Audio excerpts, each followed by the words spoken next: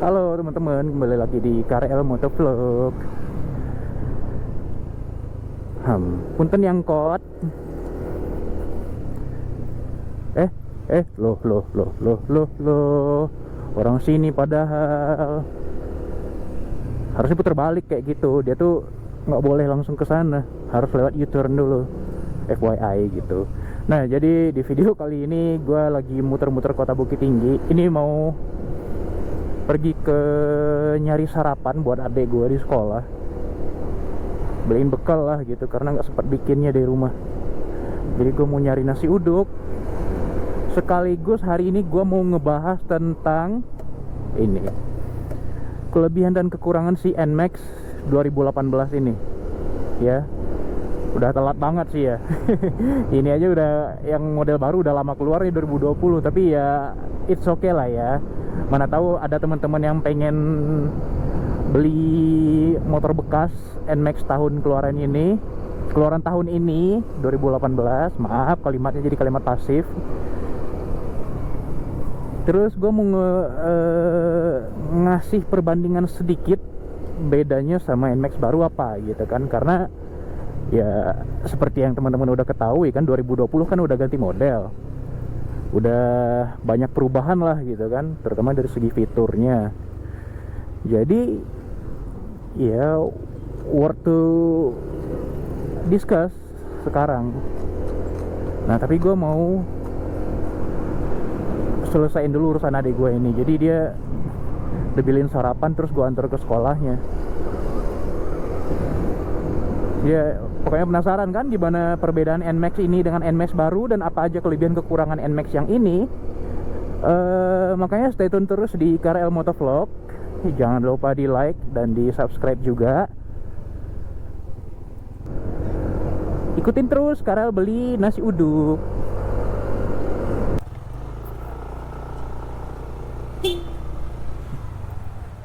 Loh, kok jadi berkurang tutupan?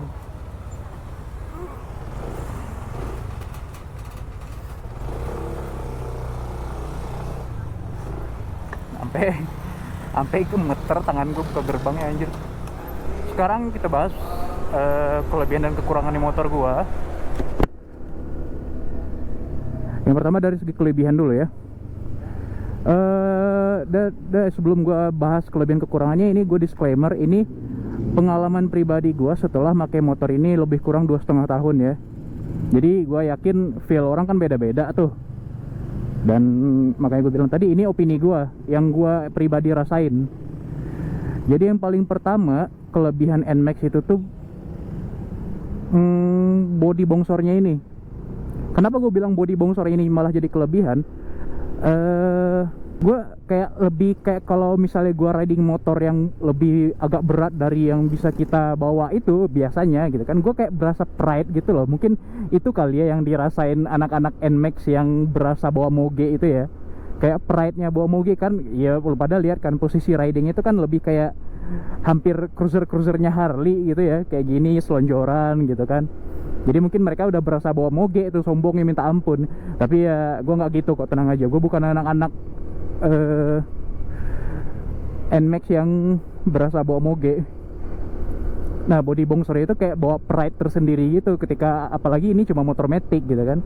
Bayangin lu bisa bawa motor matic tapi yang badannya rada gede.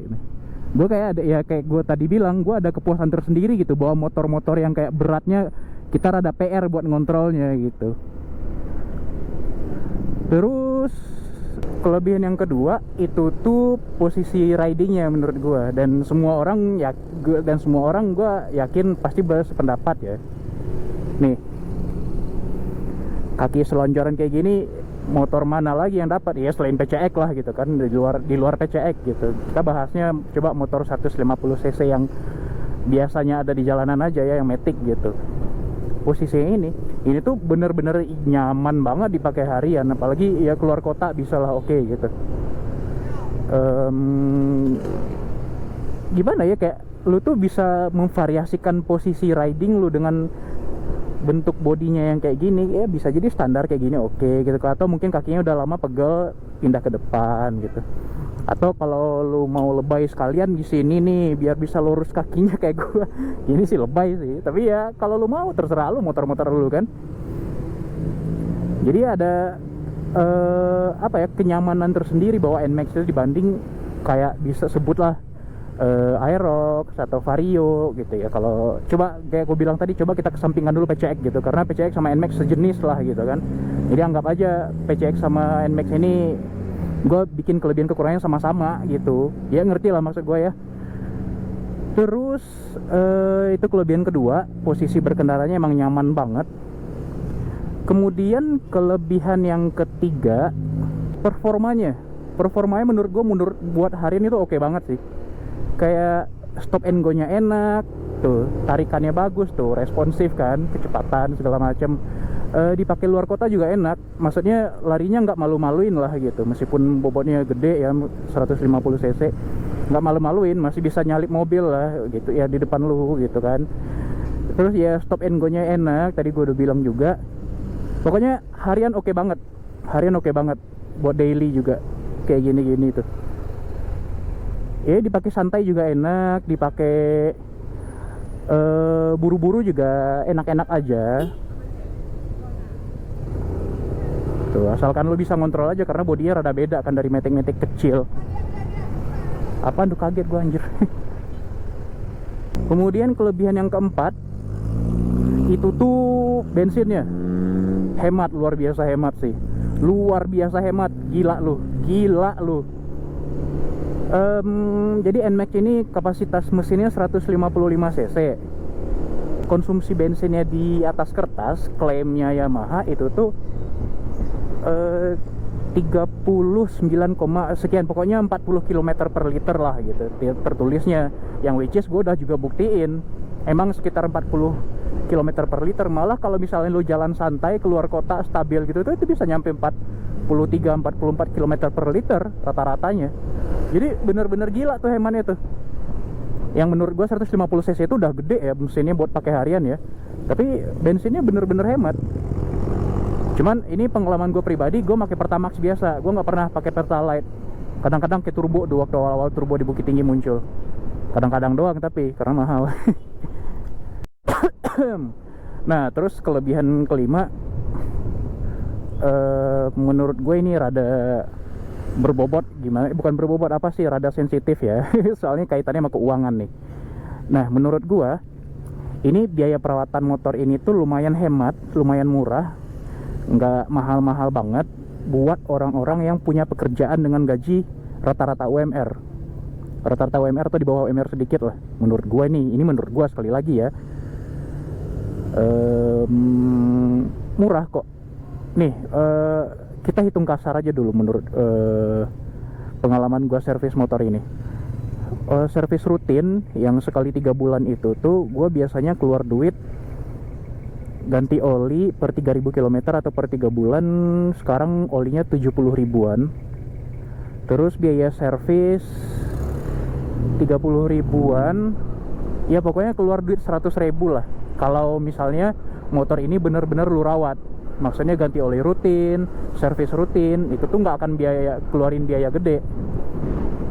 Beda cerita kalau emang misalnya motor lu pakai buat perang, jarang diservis, nggak pernah ganti-ganti ban, ganti oli segala macem, bisa bego lu ngeluarin duitnya. Ya asal ya pokoknya asal kata kuncinya tuh rutin, rajin, dan dirawat motornya bener-bener. Jadi ya pasti terpenuhi lah biaya perawatan motor ini kalau misalnya gaji lu masih di sekitar UMR atau di bawah UMR ya. Terus ya menurut gua kelebihannya itu dulu aja. 5 ini rasanya gue udah cukup buat mewakili pengalaman pribadi gue pakai motor ini selama 2,5 tahun ya. Karena yang benar-benar gue sebutin 5 poin barusan itu benar-benar yang berpengaruh ke kondisi gue dan mempengaruhi kondisi gue di jalanan. Ya kayak tadi gue bilang, posisi riding, performanya, hemat bensinnya, terus biaya perawatannya, itu menurut gue ya benar-benar terpenuhi. Ya gue pun to be honest gitu, gaji gue per bulannya juga cuma rata-rata UMR gitu, nggak lebih juga. Jadi buat menghidupi NMAX ini gue masih bisa lah gitu, merawat segala macamnya. Sekarang kita bahas kekurangannya. Nah ini kekurangannya ini menurut gue cukup fatal juga sih. Malah ada poin yang menurut gue berbanding terbalik juga sama kelebihannya. Kekurangannya yang pertama yaitu justru dari bobotnya yang besar ini juga. Jadi misalnya ini anggaplah teman-teman punya rezeki terus beli NMAX ini gitu kan, mau yang baru maupun yang lama gitu, pokoknya lu pada upgrade lah dari misalnya ngocil Matic kecil kayak Vario atau Mio atau apa gitu yang pindah ke NMAX. Itu kekurangan pertama yang bakal lu rasain adalah posisi badannya gede ini juga, badan gedenya ini. Karena apa? Body gedenya tuh menurut gue butuh penyesuaian ya. Even gue yang tingginya 171, 72, motor ini tuh masih agak susah dikontrol. Apalagi pas U-turn, pas putar balik tuh yang bener-bener gue sering hampir jatuh gitu. Apalagi kalau ada boncengan kan, karena si pijakan kaki boncengannya tuh rada ke depan kan. Jadi kalau kaki kita buat dipakai melangkah gitu, bakal senggolan sama kaki si pembonceng, yang which is bikin kita agak susah ngontrolnya, jatuh gitu. Itu yang gue rasain yang pertama. Jadi menurut gue teman-teman yang bakal punya NMAX ke depannya harus menyesuaikan dengan baik gitu, karena bodinya kayak gini. Dan yang kedua masalahnya tuh dari bodinya itu tuh apalagi buat orang-orang yang biasa pakai Matic yang kecil, yang biasanya notabene gampang nyelip ya, ini susah sih. Kayak bodi itu kan berat ke depan belakang gitu kan. Jadi kalau lu pada yang kayak nyelip tiba-tiba mendadak segala macam itu bakal susah di sini.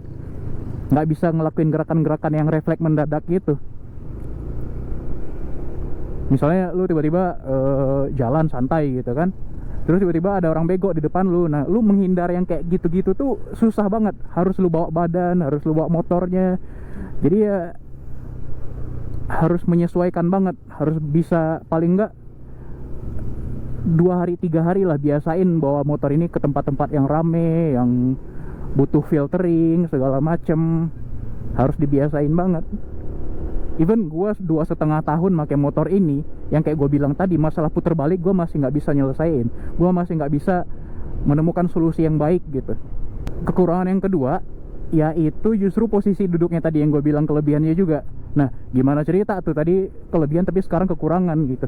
Jadi memang motor ini posisinya kayak gini gitu kan, enak dipakai, bisa selonjoran, bisa nekuk kaki lurus, tapi posisinya tetap enak. Tapi kalau lu bawa motor ini kelamaan,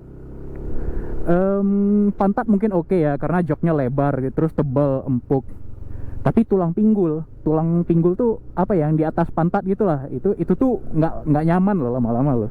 Even lu pakai kaki selonjoran malah lebih parah, karena dengan kaki lu berselonjoran kayak gini tuh titik berat badan akhirnya ngumpul di punggung kan. Nah bayangin lo kayak gitu tuh riding lama, anjir pegel banget sih. Dan sekarang aja gue merasa pegel ini, padahal cuma riding baru sejam kurang jalan dari tadi kan. Jadi ya pantat oke, pinggang nggak enak. Jadi nggak melulu juga dengan posisi riding yang bisa variatif di motor ini tuh menjamin kenyamanan dalam berkendara juga, enggak sih. Menurut gue masih pegel-pegel juga sih, masih ditemukan tempat spot-spot yang bikin pegel juga di motor ini. Nah, kekurangan ketiga justru di performanya juga lagi gitu kan. Yang menurut gue performanya oke, dari kelebihan itu ada kekurangannya juga. Dia tuh untuk motor di kelasnya ya 150 cc ya, dia tuh rada lemot loh, lemot sumpah. Dibanding kompetitornya yang badan-badannya kecil. Ya emang penyebab lemot itu ya nggak lain dan nggak bukan gara-gara bodinya yang bongsor ini kan. Gue ngebandinginnya sama Vario nyokap di rumah, Vario 2018 juga 150 cc. Untuk gue nggak jauh-jauh deh, nggak mikirin top speed segala macam ya. Gue mikirin performa di tarikan awal aja. Kayak tuh NMAX itu tuh meskipun dia tetap bisa narik di kayak begini, emang bisa, tapi masih berasa lemotnya dibanding Vario.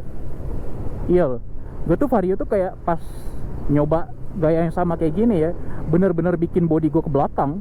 Ya emang sih Vario keunggulannya dengan cc yang segitu, bodinya kecil banget ya, jadi ya pasti bakal menang menurut gue kalau diajak trek-trekan sama NMAX. Iya, jadi itu performanya bukan yang terbagus di kelas 150 cc ya, Matic 150 cc menurut gua ya. Ini mohon maaf Kak, gua berulang-ulang kali bilang menurut gua karena emang opini ini rada sensitif ya. Takutnya nanti menyinggung satu pihak atau satu fanboy yang bilang, apalagi yang fanboy NMAX banget tuh, apaan sih lu kekurangannya gini, padahal menurut gua nggak gitu. Nah, susah. Jadi gue harus berkali-kali menekankan ini opini menurut gue semua. Terus kekurangan yang keempat, nah ini menurut gue penting sih, krusial banget sih buat lu pertimbangkan. Tapi ya apalagi buat orangnya yang latah-latahan nih. Jadi gue nggak tahu ini emang penyakit umum NMAX ini apa gimana. Soalnya gue baca di situs-situs gitu, emang katanya penyakit NMAX ini sama yang keluaran ini, yaitu shock breaker di depan itu. Kalau misalnya dia kena lubang atau kena hal-hal yang lumayan lebay lah gitu, halangannya, hambatannya, dia tuh bakal kayak bunyi patah gitu. Misalnya anggap lu nginjak lubang gitu kan, lubangnya dalam gitu, dan lu ngebut, shock breaker itu responnya tuh kayak bunyi ada yang patah gitu loh. Jadi gue masih ingat waktu itu baru-baru make NMAX ini, umur motor ini kayak sebulan kurang gitu kan. Nah gue waktu itu mau nggak mau dipaksa ngebut lah karena suatu kondisi gitu, ngebut, dan di mana tempat ngebut itu gue nggak hafal jalan, nggak tahu jalan kan.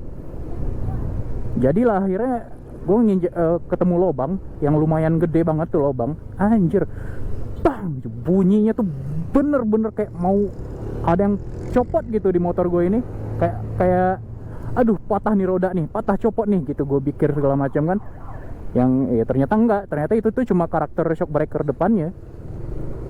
Literally bunyi kayak mau patah, anjir, gila loh. Gue langsung berhenti lagi ngebut waktu itu habis nginjak lubang. Gue cek-cekin satu-satu apa gitu kan.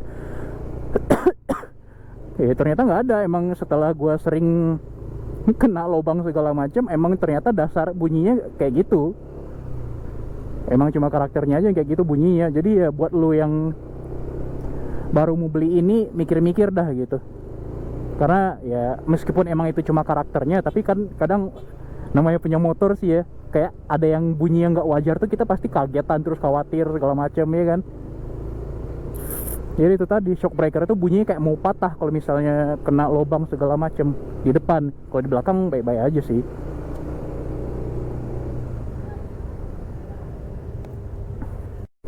Nah terus kekurangan kelima yang terakhir, gue bahas 5 kelebihan 5 kekurangan aja ya, biar nggak banyak-banyak banget itunya bahannya, dan lu juga nggak kebanyakan mikir jadi gara-gara gue ngomong. Jadi kekurangan yang kelima menurut gue, bodinya rapuh banget.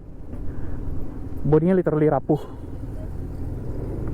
Ya mungkin bisa jadi dibilang itu tuh tujuannya buat biar fleksibilitas bodinya ya gitu, biar kayak ada hempasan segala macam, dia nggak gampang patah. Tapi justru karena kelenturannya itu dia gampang patah menurut gue ya.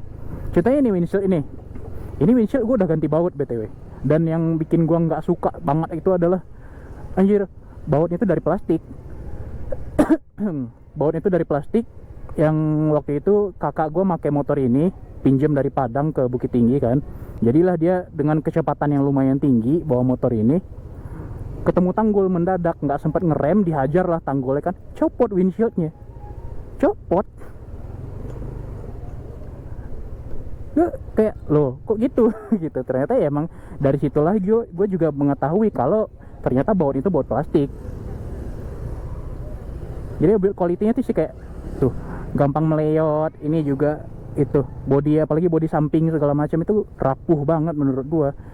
Apalagi kalau buat lo yang orangnya mungkin rada clumsy ya, bisa aja nyenggol ini patah, nyenggol ini bengkok. Dan BTW itu fork depannya, spakbor depan bagian sampingnya tuh udah ada patah itu.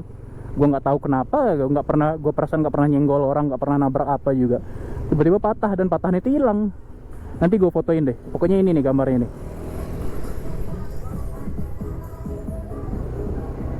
Jadi ya rapuh banget, rapuh. Jadi ya gitu. Itu menurut gua kelebihan dan kekurangan NMAX tahun 2018 ini. BTW ini tahunnya 2018, cuman gue belinya 2019 akhir. Jadi ya umurnya udah 2,5 tahun lebih sedikit lah sekarang. Masih gue pakai, masih aktif pakai harian.